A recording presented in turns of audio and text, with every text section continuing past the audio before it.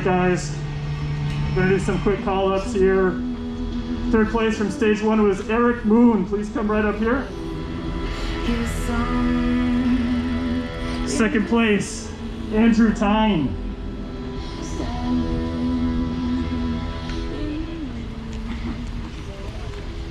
First place, your winner from stage 1, Eric Grimm. Hey everyone, thanks for coming by the channel. I've got some Criterium action for you here.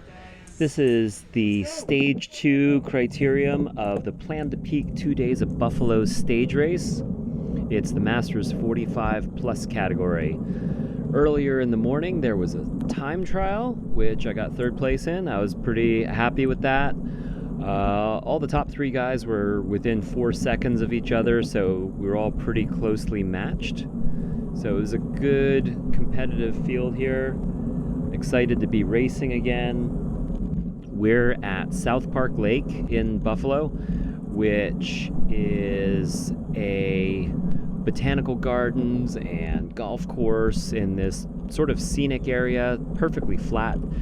As far as Criterium courses go, it's really featureless. It's just a big round blob shape going around this lake with no real corners, which is kind of interesting. I find myself when I'm on a course like this, I don't quite know where I am on the course or how long it is to the finish, or you know, when to start the sprint, especially if they don't have any 200-meter signs up or anything like that.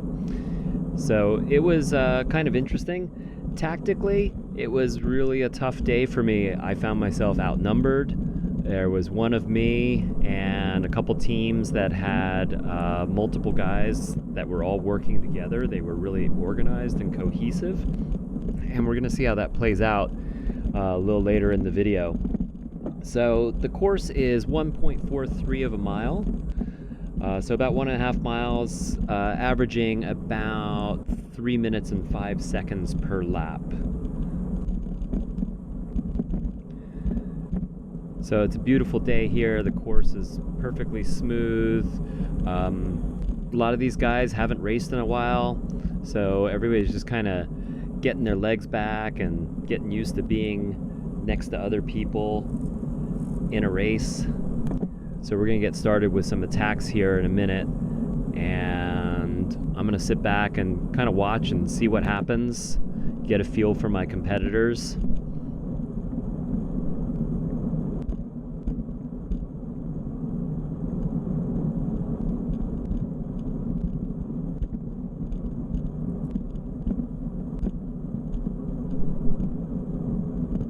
So we're racing in 2020, and there's a lot of COVID restrictions going on, so there's no fans, no spectators at this event.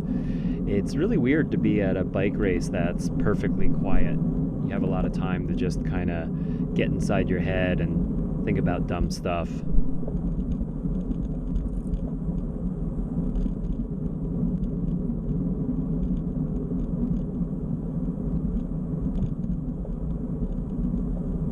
Right now I'm thinking like, this is a parade lap. We're going so slow. I'm not putting any power down. And that's okay. Like, I wasn't ready for it to blast off from the gun. But I'm waiting to see who's going to do what. I'm new to the Masters scene, so I really don't know who my competitors are or what they're capable of, who's good at what, you know, who's a sprinter, who can time trial. I don't know what the teams are. So I'm just kind of going in here blind. Just got to see what happens.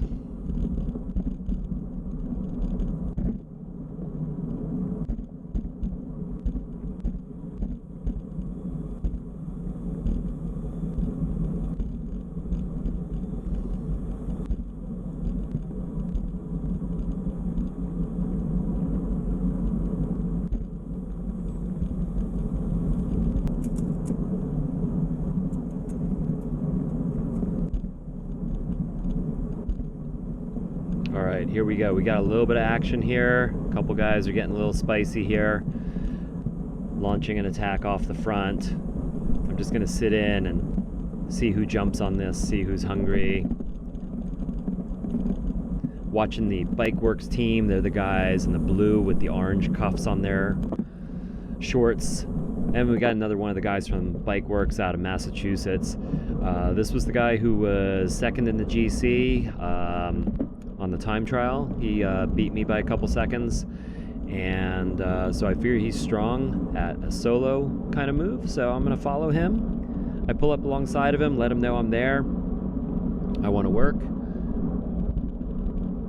So I take a pull. And we're moving along at a pretty good clip here. We got 32 miles an hour on the clock. I give him a flick of the elbow, let him come through.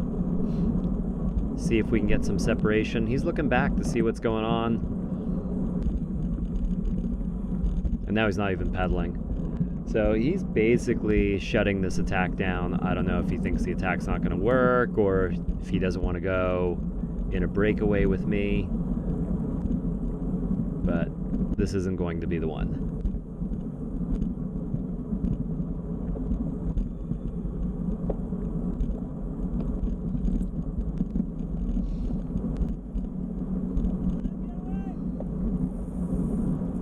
Alright, this is a few laps later in the race. I'm that guy that's yelling at everybody, trying to get people motivated, telling them don't let him get away. It's the same guy off the front again, and he's got separation this time. He's got a really good gap. So we let that go for about a lap, and I wanted to see if we could get back up to him, or at least me and one other guy, and try to make a small break work, get away from the rest of the field.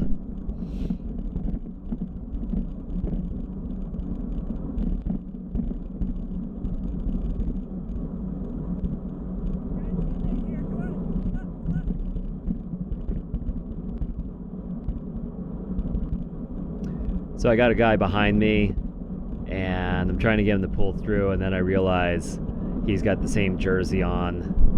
He's one of the Bike Works guys, so that's not going to work.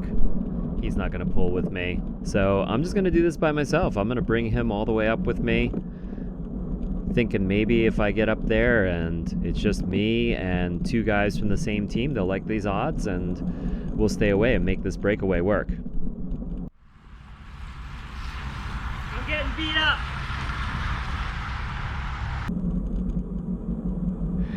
Yeah, by this point I realized they were teaming up on me, and the guy who was on my wheel was actually always the guy on my wheel. He was assigned to me for the whole weekend, which is kind of funny. I guess I should be flattered that they had somebody covering me all day. And here we've got a counterattack from the Bike Works team after I caught up to the breakaway. So just textbook stuff.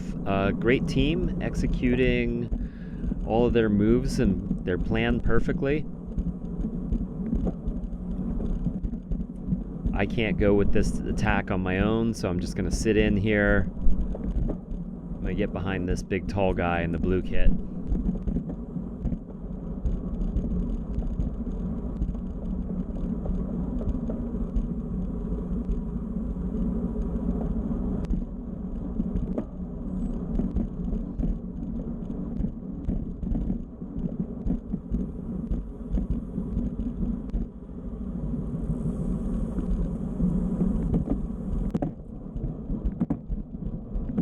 Okay, boom, I'm putting some power down here, trying to get away from the peloton. This isn't a solo breakaway attempt. This is actually me trying to bridge up to a breakaway.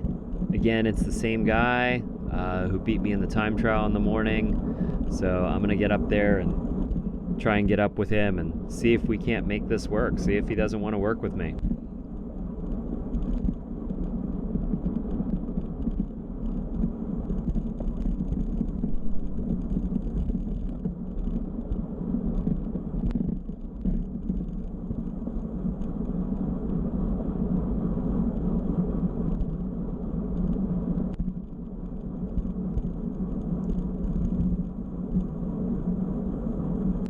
So here I am, I got myself down low on the bars, doing about 30 miles an hour, holding a little over my threshold power, just keeping that speed up, don't want to waste too much time getting up to this guy. I don't want to be hung out in no man's land for too long. I don't want the break, or I don't want the peloton to be tempted to chase me. I just want to try to make this move and bridge the gap and not be a carrot for them.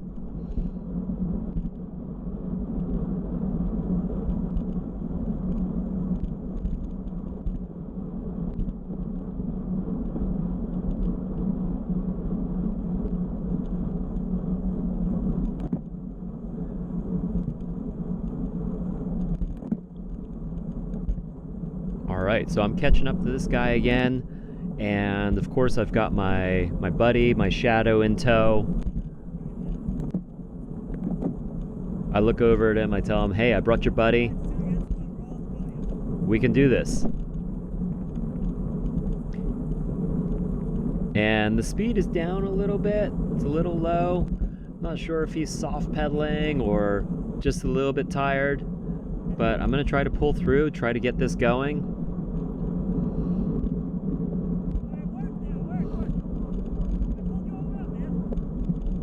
My form isn't 100%. I've been riding my bike a lot, but I don't feel like I'm super sharp. Like don't feel like I can hold threshold through to the end of this race. So I need some people to work with. I can't do this by myself.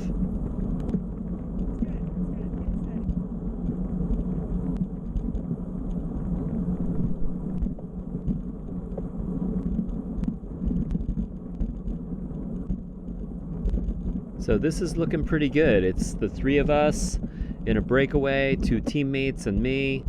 I fancy my chances in a sprint if it's me against these 2 guys. I think I'm smart enough tactically to know how to beat them. But we got to see if this will make it all the way to the end.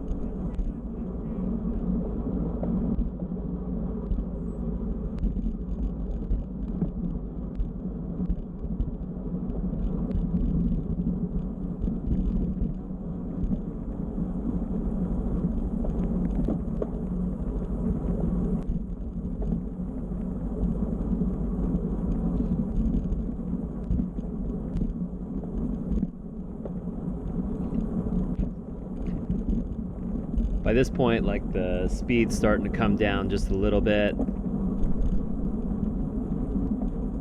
I don't think these guys are quite as invested in it as I am. Just trying to keep my head down and facing forward. Not looking back too much, but maybe if I look back, I'd know what was going on. By this point, the peloton had decided that this breakaway was going to be a threat, and they started chasing us down. So we're going to see them pull up on the side, here on the left side. And actually the chase is being led by the guy who was number 1 in the GC, who won the time trial in the morning. So he's got a teammate or 2 in the field also, so they're working together well. I'm by myself, I'm freelancing, so I got to start figuring out like what I'm going to do when I have to work against well-organized teams that are cohesive. So it's time for me to take a break and sit in. Okay, at this point we are 1.5 laps to go. There's actually a guy off the front. He's an unmarked solo rider by himself, and he went with 2 to go. Really brave move, but it seems to be working. Nobody's quite chasing him down yet. Alright, here we go. So I got this guy, he's one of the GC contenders. He's gonna do some work, because I don't want to lose this race like this. I really just want to get on the top step of the podium. I want to try to score a win in 2020. So he looks at me, I'm gonna pull through. No more games. We got to catch up to this guy if we want to win this race.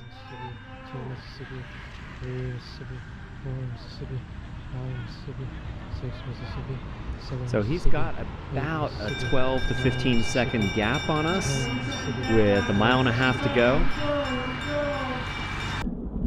So I got my head down and I'm digging deep, like I want to catch this guy. And this might not be the best move because I'm burning my matches here, really working hard. But I feel like nobody else in this peloton is hungry enough to catch this guy, and if I sit in and wait for somebody else to do the work, we're gonna watch this guy win the race. So just got to try to make this happen and hope I got enough.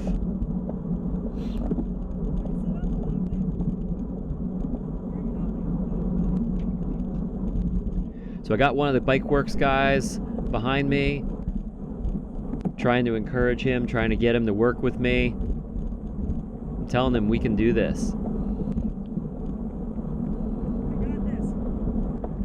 I think he's looking back, he's waiting for his teammate who's higher up on the GC. So, I mean, he's being a good lieutenant, he's doing what he's supposed to be doing. You know, it is what it is. It's one of me, 5 of these guys. And at this point, it's turning into a lesson on what not to do when you're outnumbered. But I'm really not sure what I'm supposed to be doing. I mean, if you guys have any tips, drop them in the comments below. I'd love to know some suggestions on how, when you're by yourself and you're riding against an organized team, like what are the things you can do to kind of make that work in your favor, or at least not get beat up so bad. All right, the breakaway rider is just coming into view, so I'm trying to back it off just a bit now. I know that somewhere up there, maybe in a few hundred yards, we've got about, you know, another 45 seconds left before we have to start sprinting. So I'm trying to back it off. I want to find some wheels, get ready for a run to the line here.